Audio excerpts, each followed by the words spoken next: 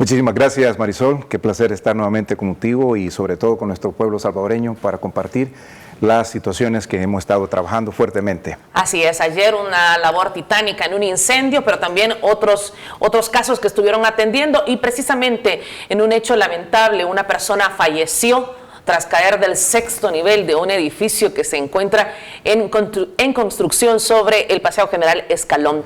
El ministro de Trabajo detalló que se realizan las inspecciones pertinentes para verificar si existen las condiciones de seguridad laboral necesarias. Primero, lamentando muchísimo la pérdida de la vida de esta persona, las condolencias a la familia, un trabajador, un salvadoreño que se gana la vida con tanto esfuerzo. Muy lamentable la pérdida, pero me parece tan inaudito las expresiones del Cuerpo de Bomberos, del SEM de Bomberos ayer, cuando decían: no nos permiten el ingreso. Ustedes tienen la alerta de este accidente laboral a las 5 de la tarde con 26 minutos. ¿Cuánto tiempo tuvo que pasar para que le permitieran el ingreso a todas estas instituciones que menciono? Bueno, miren, gracias. Este es un momento muy importante y quiero hacer énfasis porque no es posible lo que en realidad sucedió el día de ayer. Somos un equipo de respuesta, somos un equipo de emergencia y nuestra labor, nuestro enfoque principal es salvaguardar vidas. No es posible que así inaudito. Es inexplicable por qué no nos dejaron ingresar. Nosotros recibimos la alerta a las 5:26, nuestro equipo se presenta para poder verificar, para poder actuar, para poder ingresar y para verificar si verdaderamente habían personas lastimadas. Nos habían informado que eran 4 personas las que habían sufrido un accidente laboral, de las cuales 2 nos habían informado que ya habían sido evacuados. Entonces, nuestra labor era revisar. ¿Por qué digo revisar y verificar? Porque era un accidente de altura. Mira, rescatar a las personas en altura no es solamente alarlo, eso es tan complejo, más la altura que tenían. Es un andamio colgante, se le llama a estos dispositivos que sirven para el mantenimiento, para instalación. Por lo tanto, estaban a más de 35, casi 40 metros de altura, lo que significaba que tenía que ser un equipo especializado para poder hacer el rescate pertinente, y aún así nos dijeron no pueden ingresar. Y precisamente tengo entendido que es Cuerpo de Bomberos la institución que tiene los conocimientos para atender este tipo de casos. Así es, Marisol, y nosotros tenemos el conocimiento para el rescate en altura. Se utilizan cuerdas especiales y es más, la altura de ese edificio es muy alta y no es fácil poder rescatar a alguien, se requiere técnicas. Es más probable que si uno quiere rescatar a alguien, no tiene los conocimientos, no tiene los recursos técnicos, puedes tener más personas que lamentar en un rescate de ese tipo. Hablamos por tema de lesiones cervicales, por tema de lesiones de columna, que al mover de una manera inadecuada a las personas lesionadas, esto puede convertirse y ser la diferencia entre la vida y la muerte. Por supuesto, imagínate que tú no sabes la condición en que el trabajador en realidad cae y queda guindado, está sostenido en su cuerda de vida y posiblemente tenga lesiones cervicales, como tú lo dices, y lo podemos encontrar tanto inconsciente como semi-inconsciente, o posiblemente esté bien. Qué bueno cuando en realidad se encuentra y puede darnos información de cómo se encuentra, pero las personas que generalmente caen de esa altura y quedan sostenidas o suspendidas, lo más importante es que sean rescatados por personas calificadas como el Cuerpo de Bomberos de El Salvador. La llamada de auxilio la reciben a las 5 de la tarde con 26 minutos, muy probablemente o fue un trabajador que fue testigo del accidente o fue alguien que circulaba por la zona. Ustedes se hacen presente minutos después, según me explicaba fuera de cámaras. Por supuesto, Marisol, nosotros nos hicimos presente, la unidad de la tercera estación llegó inmediatamente que mi ministro Juan Carlos Videgaín me dijo: Edwin, está sucediendo un accidente de trabajo, ministro, en este momento se desplaza nuestra unidad en apoyo. Llegamos al lugar y, ministro, no nos dejan ingresar. ¿Cómo es eso? No es posible que un equipo de emergencia no nos dejen ingresar. ¿Quiénes no les permitían el ingreso a este edificio en construcción? La seguridad de la instalación de la construcción que se encuentra en ese lugar. Nos dijeron de que no podíamos ingresar porque no estaba autorizado. Pero nosotros somos el equipo de rescate, somos el equipo que venimos a apoyo, sí, pero no pueden ingresar. Entonces tuvimos que llamar a nuestras autoridades para informarles lo ocurrido y obviamente pues se notificó y se solicitó el apoyo a la Fiscalía, llegó el Ministerio de Trabajo y aún estando el Ministerio de Trabajo llegué yo, me incorporé para poder indagar y verificar y poder colaborar y aún así no nos dejaron ingresar hasta que llegó la Fiscalía, se procedió a ingresar. Puedo comprender que en un equipo de seguridad de un edificio puede existir esa confusión en el momento de un accidente y que es la directriz que reciben de no permitir el ingreso a nadie a un edificio. Pero muy probablemente solo minutos después se tenían que haber hecho presentes otras autoridades.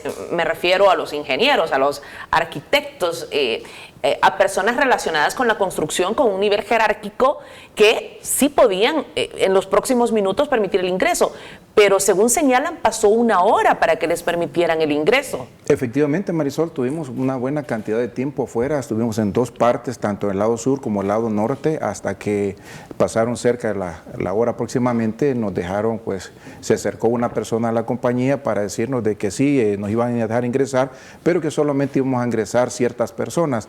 Yo creo de que este es un buen punto, llamar a la población y sobre todo hacer conciencia a todos los empresarios. Nuestros equipos de emergencia están exclusivamente destinados a garantizar y salvaguardar y dar la atención de respuesta, de verificar si la condición de la salud de las personas, si las personas se encuentran atrapadas, suspendidas o como sea la situación de la escena, nuestro deber es acudir y rescatar. Si no había nadie, perfecto, pero solamente nos dimos cuenta que solo 2 personas habían sido rescatadas y que habían sido trasladadas. Quiere decir que habían 2 personas más de las cuales no teníamos información y eso era nuestra preocupación, cuáles eran las condiciones de estas otras 2 personas. ¿Quiénes fueron las personas responsables de movilizar a estas 2 personas que sufrieron el accidente? ¿Fueron trabajadores, compañeros de esa misma construcción, o si finalmente, después de esta hora de tiempo que pudo haber sido la diferencia entre la vida y la muerte y que sin duda indigna, fueron ustedes como cuerpos de socorro quienes lograron trasladar a las víctimas?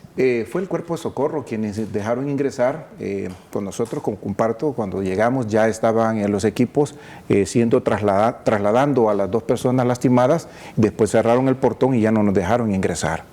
Eso significa de que nos quedamos aún con muchas interrogantes. Yo creo que tienen que dar la información pertinente, tienen que aclarar cuáles fueron los motivos por los cuales nosotros no pudimos ingresar como cuerpo de bomberos y por supuesto las otras entidades de emergencia que estaba con nosotros el SEM para poder colaborar, para seguir en la parte de la verificación de las condiciones de vida de estos trabajadores. ¿Estaba presente la Policía Nacional Civil? ¿Se le negó también el ingreso a la policía? Exactamente, a la policía no, a nadie, a ninguna institución nos dejaron ingresar.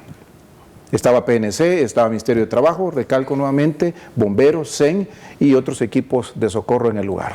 Es impresionante y puedo comprender también la posición de la Policía Nacional Civil al no tratar de ingresar a la fuerza porque tiene que ser cauteloso por serios señalamientos que después pueden venir sobre esta institución. Pero qué lamentable lo ocurrido. ¿Qué pasa ahora, director? ¿Se tiene que realizar una inspección por parte del Ministerio de Trabajo, por parte de ustedes? Y que sea una inspección que aplique hoy en este edificio que está en construcción y que debería de aplicarse a todos los edificios que estén en construcción, no a todos, pero sí que exista una manera de verificar que se cumplan con las medidas de seguridad laboral. Exactamente, Marisol, quiero dar un poco de información de la importancia de cómo es una inspección. La inspección verifica, identifica y determina cuáles fueron las causas posibles que dan origen a un accidente de trabajo de esta magnitud. Por supuesto que nuestro deber era más verificar si existían las condiciones de personas, como lo mencioné hace unos minutos atrás, lastimadas. Cuando ingresamos el lugar estaba completamente oscura, las condiciones no eran propicias, se convertía en una situación de riesgo para nosotros. Estoy hablando del equipo que pudimos ingresar. Inició una tormenta muy fuerte en la cual nos imposibilitó seguir la revisión.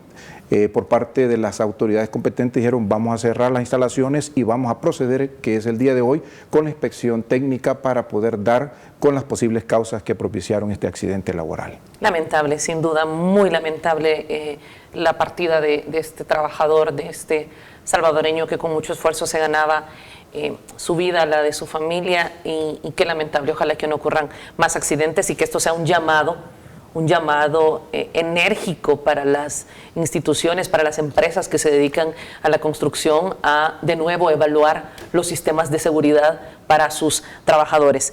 Director, también ayer se atendió un incendio, esto fue sobre la primera calle Poniente y la 9ª Avenida Norte. Cuéntenos qué ocurrió al respecto.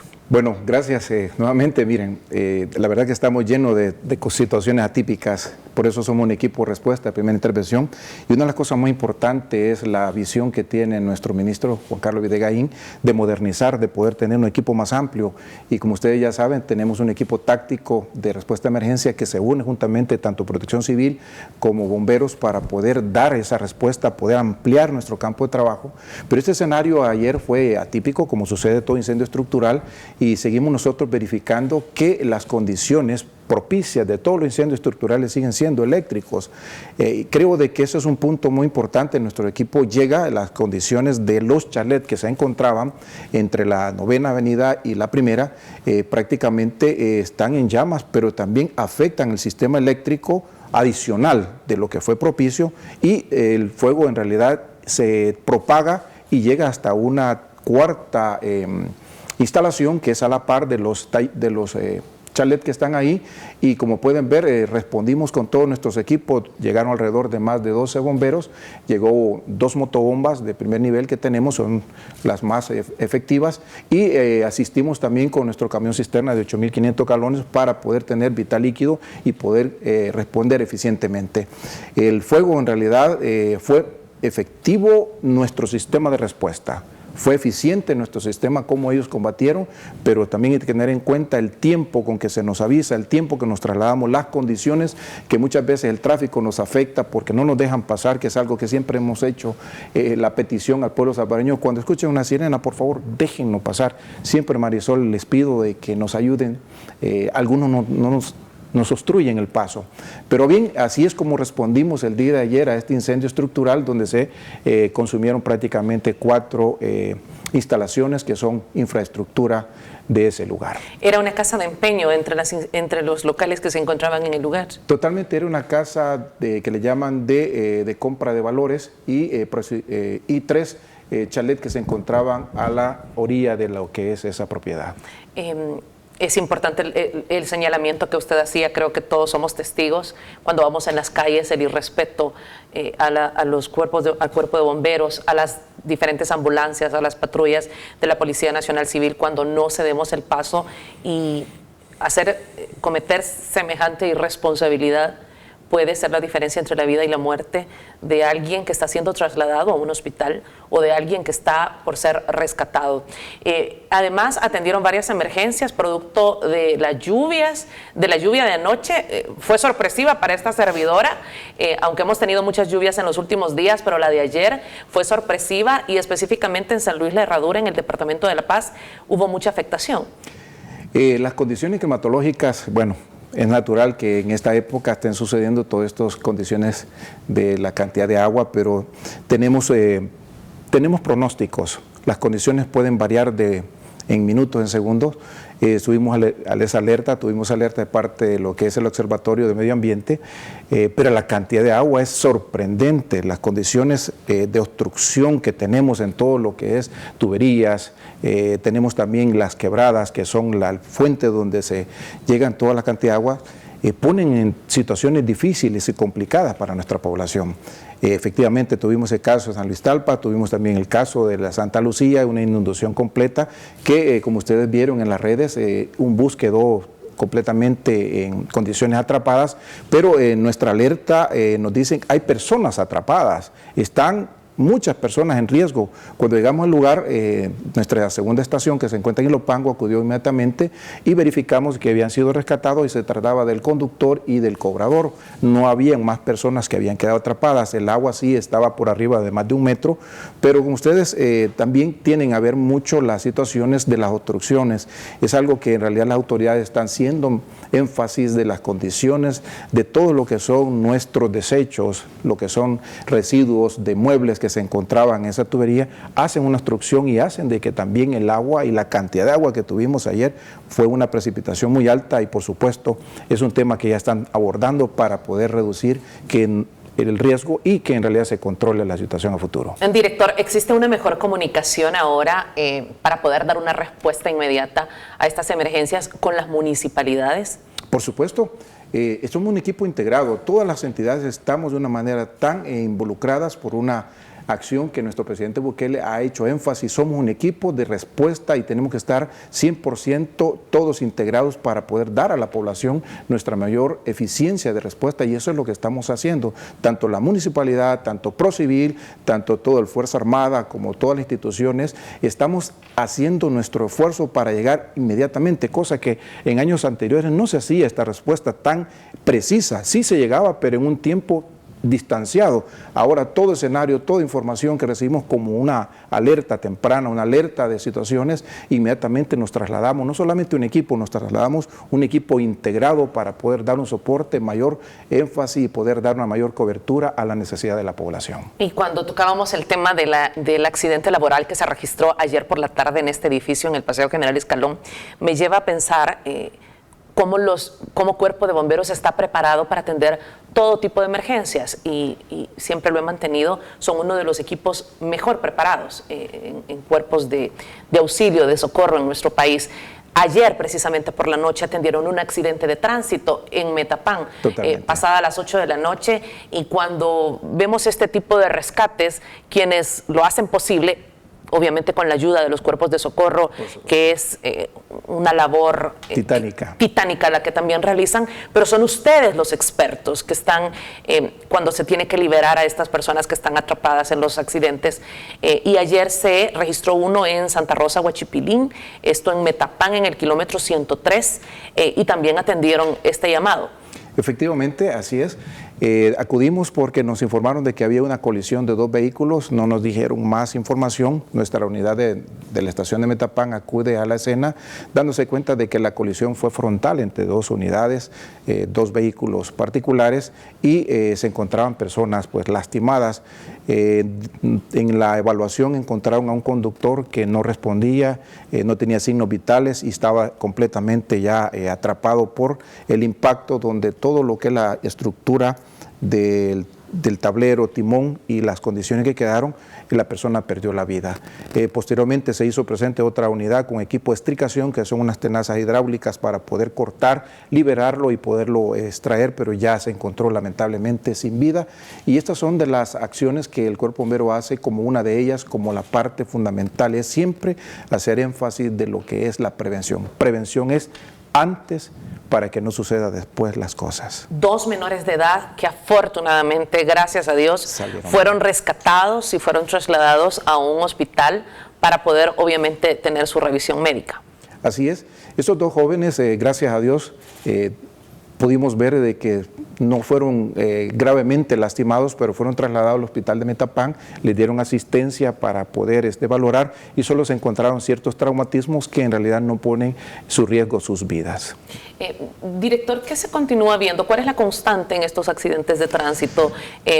¿Continúa siendo el alcohol una de las principales, la ingesta de alcohol, una de las causas de los accidentes de tránsito es la distracción, sobre todo porque hoy el común denominador es observar en una mano el celular y en la otra mano el timón, y vemos conductores completamente distraídos que, ojo, no ponen en riesgo solo sus vidas, ponen en riesgo las vidas de las familias que vamos y nos estamos conduciendo al lado de ellos. Marisol, hemos tenido una alza de accidentes vehiculares. Llevamos ya un 68.2% más que los años anteriores. Eso pone en alerta no solamente datos estadísticos, sino la probabilidad que va aumentando de que alguien pueda tener una situación de una colisión, sea por los factores que tú mencionas, pero el mayor elemento muy fuertemente es las velocidades excesivas. A mayor velocidad, menor probabilidad que usted va a tener para detener el vehículo a esa velocidad que va. Y sobre todo las condiciones también propicias. ¿Qué tenemos adicional de excesiva velocidad? Distracción. Cuando yo quito la visión periférica o perpendicular a mi punto de control, yo pierdo demasiado tiempo, y cuando vengo a ver las cosas, mi respuesta es muy tardada para la velocidad con que voy, no voy a poder detener un vehículo. Si van más distraídos con un celular, amplía, o sea que va sumando, ni tan siquiera va restando, vas 1 más 1 más 1, quiere decir que tú tienes 5 o 7 factores adicionales que te ponen más en probabilidad de tener una colisión. Y la nocturnidad, que es otro factor que no te permite tener amplitud de alcance de cómo es la condición de la carretera. Se te cruza un animalito, te distrajo, tú vas, por naturaleza tú lo que vas a hacer es querértelo apartar, pero no puedes detener un automóvil a esa velocidad. Se me acabó el tiempo, director, solo una pregunta. ¿Urgen reformas a las leyes de tránsito en nuestro país que sean sin duda, y lo he insistido, más severas para que podamos entender la responsabilidad que implica tener un timón en nuestras manos? Por supuesto, son necesarias, nos van a dar educación y nos van a llevar a la prevención. Gracias, director. Un placer, Marisol, y gracias por haberme permitido y saludar a nuestro pueblo salvadoreño.